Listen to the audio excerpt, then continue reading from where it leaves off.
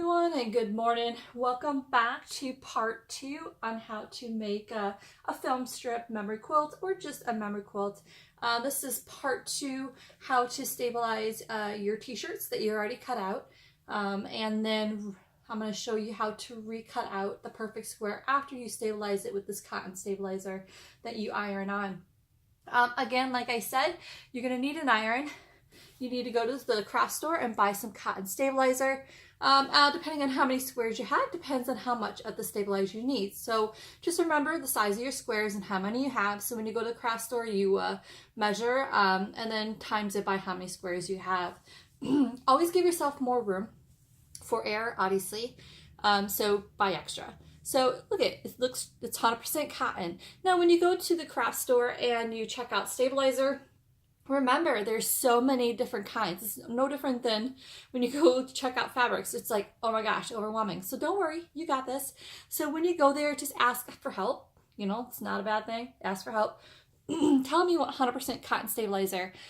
Well, because there's so many different kinds. So the kinds that you can't, I mean, it's up to you. I like the cotton stabilizer only because it's like fabric. So whenever it's backed on the back of the t-shirt that I have, I'm making this into a quilt. I don't want the quilt to feel like paper, right? You don't want that when that quilt's on you, you don't want to feel like the crinkly sound, because there is like plastic, you know, stabilizer. There's like this mesh. It's just buy the good stuff. It's a little bit pricey. I think it's like $3 something per yard, whatever. You know, it's worth it to make this quilt perfect.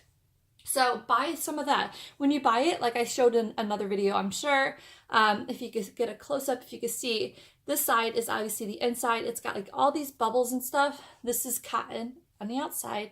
What it is, it's this like glue, excuse me, on the inside. And that's the side you want to put on the back of the shirt before you iron it on. And I'll show that here in a minute. So buy some of that. Make sure you got yourself a good iron. You need obviously a Flisk tool, a rotary tool, your stencil, the 12.5 by 12.5 stencil, your little cutting board, an iron board. If you don't have an iron board, I told you, I think you guys this before, use a towel, fold it in half. So let's get right at it. So here's my shirts already. I know I have like another 14 on order. I'm just going to stabilize the ones I have, because step 3 in my video is going to teach you guys how to make film strip. And that's going to be so much fun. You can use that for your quilt. You can use that for your craft project, or for those who are some of my followers, the junk journal world. You can use that for pockets and things like that in your journal if you're doing a movie film strip type of journal. So this the film strip tutorial is going to be something that you can use so many different ways. But so let's go ahead. I'm going to show you how to stabilize your square. Okay. I plugged my iron in. Make sure you get that iron nice and hot. That is important. Hotter the better. Now you're going to say, okay, where should I put it? I put it on cotton setting. Let that fire up, do its thing. I like adding water to mine. The steam does help. I'm going to teach you what not to do. Okay, so when you get your first shirt open that you've already cut, remember you did step 1. If you haven't done step 1, do step 2. Don't do step 2 until as soon as you watch the step 1 process, because you want to make sure your shirts are ready and cut. And if you watch step 1, you know how that is done. What not to do. Do not take your hot iron and put it on top of your shirt like this. Most t-shirts have decals that have plastic on the front, or they laminate some kind of whatever. It's like not cool. It will stick to your iron and you would totally ruin your picture. So what you want to do is have your square, the nice side, facing down on your iron board. Now, t-shirt likes to move and bubble up, so make sure it's nice and smooth. Then you take your stabilizer. Remember the bubble side on the stabilizer. You're going to feel it with your fingers. I'm going to make sure this is nice and smooth. You take the stabilizer, the bubble side, you want it to be on top of this. So I'm going to go ahead and match it up. I'm going to save as much stabilizer as I can, so I'm going to try to match it here at the top. Smooth it out to make it nice and smooth. T-shirts like to shift. As you guys could tell, it's morning time. I'm still drinking coffee, trying to get my voice for the day. All right, so that's nice and smooth. And I'm gonna go ahead and take my hot iron, make sure it's really hot, and go ahead and iron on the back of that stabilizer. Now, meet to the end of the shirt. As you can see, I used the red shirt first because I wanted to show you guys through the stabilizer. You can see, iron all the way to that point because you don't want to waste this stabilizer. The stabilizer you probably use for other fabrics, say if you're using for your project. For those who are my junk journal friends, a lot of my followers are. You can use that fabric on the back of pieces that you find that are not strong and durable enough for pockets or whatever. So use that. You don't have to use glue on the back of cardboard for like certain pockets and stuff. You can use stabilizer. That stuff, I'm telling you, you're going to fall in love with 100% cotton stabilizer. I can't wait because I love doing the iron process, but I'll tell you what, after I get done ironing each one of these squares, the back of the stabilizer, my favorite part is cutting out the square again to get that perfect 12.5 by 12.5 inch square. So I can't wait. That's my favorite part because it's like something about, I don't know, I just perfection, like having the perfect, because when you quilt, you have to have things even, like it's got to be exactly that. Otherwise, it throws off the entire quilting process of whatever you're doing. So, sorry, clearing my throat again. Need my coffee. Just get a drink, man. Whew. Beware. Do not spill coffee on your projects. I need another drink. So, you can cut at the end of this if you want to. I normally don't cut until I know I have enough of that fabric stabilizer glued to the fused, or however you want to call it, to the back of my shirt. I'm taking my time, as you could tell, on this first piece. Doing it right makes a huge difference. We don't want this stabilizer to come opening up during your craft project. You want it to be totally fused. All right, so let me grab my handy dandy scissors, wherever they are. Let me go grab those scissors. Okay. Got my scissors there. Of course, for some reason, of all the things that I have for organization and all the hooks on the wall, I would have an issue with never finding my scissors. So, all right, so I'm cutting the bottom of that. Of course, I'm not going to cut it right on that square yet, just enough to where I have some room for my square. If you see little bubbles that come up, just go ahead, as long as it's not on that plastic piece, on the front of the shirt. You will see what I mean when you do your shirt. You can go ahead and tap it and flatten that there. So let me go ahead. I don't even need to cut that with scissors. I'm going to go ahead and put my iron aside and show you guys how to cut out the very first square. See how that shirt stretched? I don't know if you guys can see that on camera, but the shirt stretched even more. So now is the time to be able to take that 12.5 inch by 12.5 inch stencil I told you guys about. That really cool see-through plastic tool you get at the craft store. Now I'm going to go ahead and try to take this around and see how I like this to be cut out. So look how much has stretched.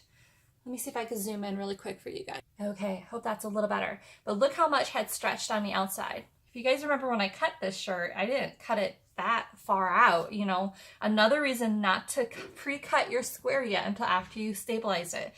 All right, so I'm loving how this is looking. So I'm going to hold the middle of the stencil, take my rotary tool, open her up. I always have a habit where I close it whenever I set it down. If you've never been cut by one of these blades, you'll remember. You will never forget. All right, so I want to make sure that this is what I want it to be. I want it to have enough where I have 1/4 inch sew line, so I'm not ruining some of this picture. So I'm just looking around the border to make sure I have enough sew line without sewing into my design. So I'm going to take this tool right on the corner of the stencil and just kind of hug it all the way down. Move your cords for your your iron. Just my luck, I cut my cord. All right, so I put it against that stencil and I just cut off that strip. My blade is getting kind of dull. I'm going to need a new blade here soon. I'm going to do that on all 4 corners, all 4, sides. And let's make this perfect square here for you guys. Make sure that stencil does not move. It's a slippery little sucker. They have different things to where that doesn't happen, like different tools you could buy. I'm going to save this stabilizer that I have here. Cut this off here. This is going to be garbage. I really don't need these pieces. Some people keep everything, so you might use that for something, and it's stabilized. So I honestly don't. So here we are. Look at that perfect square. I got a 12.5 inch by 12.5 inch square, which is totally what I wanted. And it's like paper. I mean, but it doesn't feel like paper, but it won't stretch. I mean, unless you really pull it hard. But my poor cat, hear her in the background, that girl likes to be on camera. So there we have it. So there is what I wanted. So that is square one. This pattern I'm doing, I thought I need 16, but it looks like I need 20 squares. So here is the first square done. I love the fact that it's red because I need reds, whites, and blacks and stuff like that. So let me go ahead and put this aside and show you, okay, what if you come across a shirt, like for instance, this shirt was like this. All right, this shirt was huge. And I really wanted to have everything in this. And I'm like, how do I do that? So I didn't stabilize the back of this shirt yet. So here's an idea. So what you can do is, because here's my stencil, I really wanted to have Rick in here. And I really wanted to have a few other characters in here. And so I'm like, how do I do that? So you pretty much have to figure out what you want into sync, and then bring up, like I cut this in half. It says Walking Dead right here. I'm going to bring this up to where I want it and see, and then I'm going to be sewing that down, but I want these lines to match. So I have to bring it over because you don't want to show that you actually cut the thing.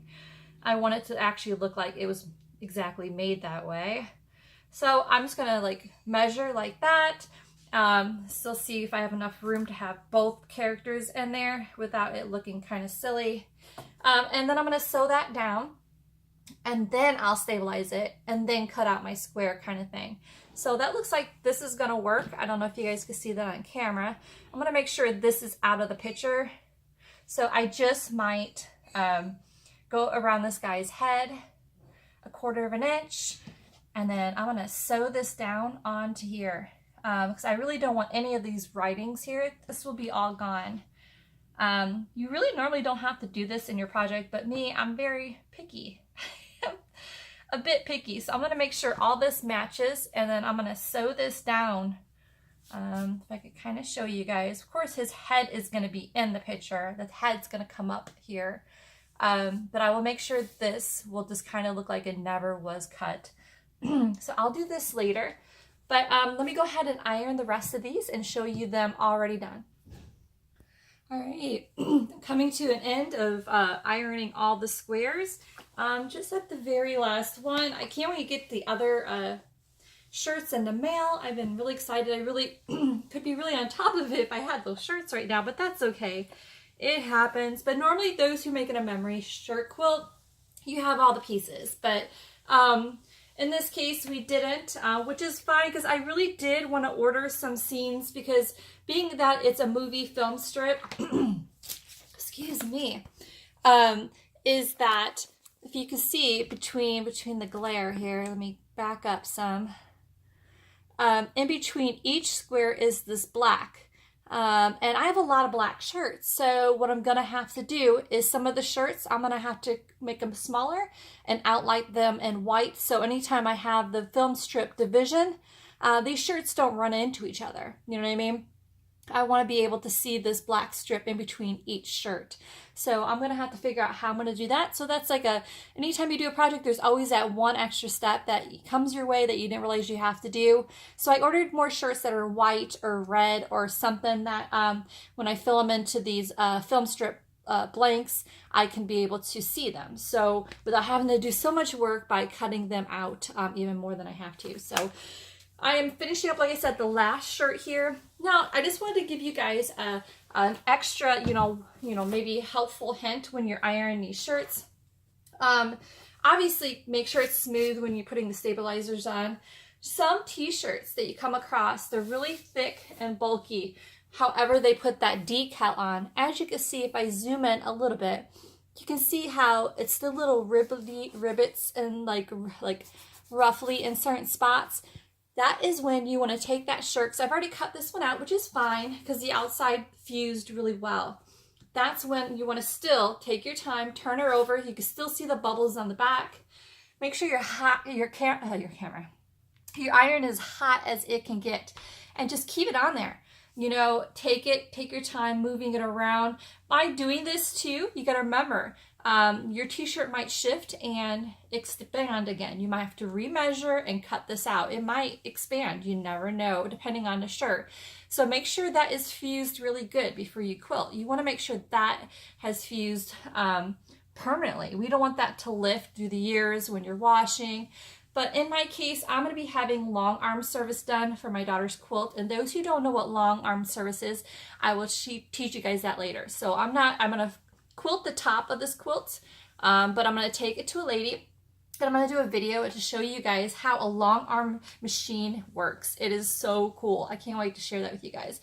The reason why I'm doing it is because these squares are pretty big. No matter how much we fuse and how much we sew on them, I want this quilt to last many washings. So even though the way I can do it with the sewing machine will work, I just want to make sure this machine puts a really cool design, because I think the back of this quilt it'll be white because the front of the quilt is so dark. You know what I mean? So we want to be able to sew on a design that would work great. For as far as this quilt being The Walking Dead, we're thinking maybe a white backing, and then do like barbed wire design. So this machine, this long arm machine, will make this design with any color thread you want. And I'm thinking barbed wire.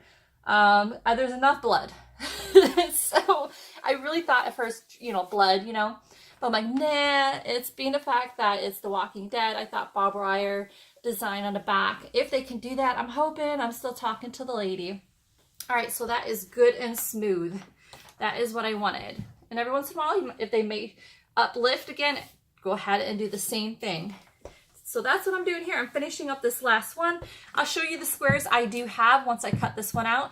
I don't want to turn this over yet because the pieces are a bit bold. So this is the part of the video where I'm going to tell you, if you're watching this tutorial and you don't like blood and you don't like horror type films or anything like that, or The Walking Dead, you might want to just like move on, because the pictures are pretty bit bold. So let me go ahead and turn this over, and I'll be right back. All right, there we have it. We got perfect stabilized squares. So look how cool is that? So this is going to be awesome. Like I said, this is the part, if you're not wanting to do a film strip quilt, that you can put them next to each other like that and sew your shirts side by side by side. Now they're pretty much perfect, even though they are cotton and stabilized. When you go to sew this together, just remember to sandwich them together. Make sure you pin them. Regardless, cotton, it stretches. So make sure you pin this before you sew along this line. And there you have it. You can do your own quilt however wide and however long you want to finish that quilt top. But how cool is that? Isn't that amazing? See how I took that shirt and I captured exactly what I wanted in that scene, and it turned out perfectly. I got exactly what I wanted in that square, and the colors are going to be perfect for this film strip. My daughter's going to be happy. And as you can see here, that guy almost flew away there. I decided with this one to do all my friends, and anywho, it just was cool. For those who are Walking Dead fans, it is just awesome how it all turned out. Now I just can't wait to, the next video is going to teach you guys how to make the film strip. Where I will do the tops and bottoms of this exactly like this picture that I showed you guys, except the quilt is going to be different squares, sizes in the middle, and not as many across or long. But yeah, I'm excited. I can't wait to teach you how to make that film strip. I hope this part 2 was just as easy as part 1. Sorry about the gory scenes. It's the same concept, just get past the gore. I can't wait to do the next step. Thank you guys for taking the time to close your tools, of course. As you can see, I've already got myself. I was just busy just moving, and I went and got myself. So it's that easy. No matter how much I close my tool and try to remember, it happens. This tool is sharp, so be careful. Keep your fingers out of the way. Otherwise, however, if I mess up, at least there's gore already. So if my blood got stuck on there, I would be fine. Okay, not a good funny. But it works out. So hope you guys had fun with this tutorial, and I can't wait to hear if you guys actually are doing a clothing quilt, regardless if it's gore or not. So if you have any questions, just message me below. I have my Etsy shop link there. Feel free to contact me if you weren't sure about how to do a certain thing. I have no problem messaging you guys back and say, hey, this is how it's done. So on to the next step. I hope you guys join me. Bye.